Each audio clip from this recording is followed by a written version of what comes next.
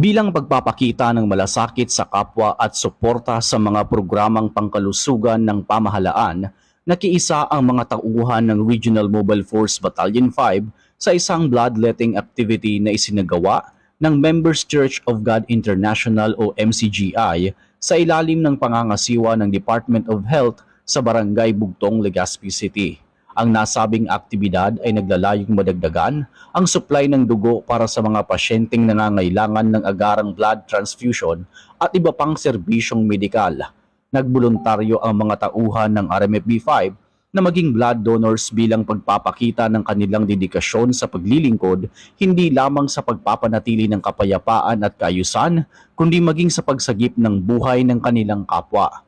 Ipinakita rin sa aktibidad ang matibay na ugnayan ng iba't ibang sektor ng lipunan, kabilang ang mga organisasyong panrelihiyon, mga ahensya ng pamahalaan at ang Philippine National Police sa pagsusulong ng mga programang may direktang pakinabang sa komunidad.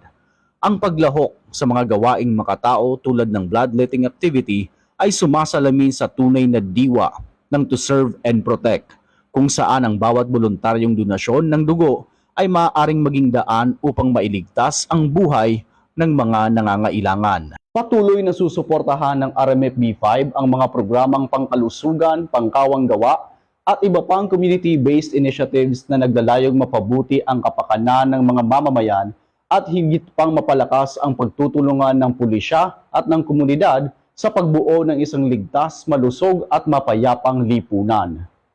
Mula dito sa Regional Mobile Force Battalion 5, ako po si Patrolman Alexander Mata, nag-uulat para sa Police News Network. Bagong PNP para sa bagong Pilipinas, serbisyong mabilis, tapat at nararamdaman.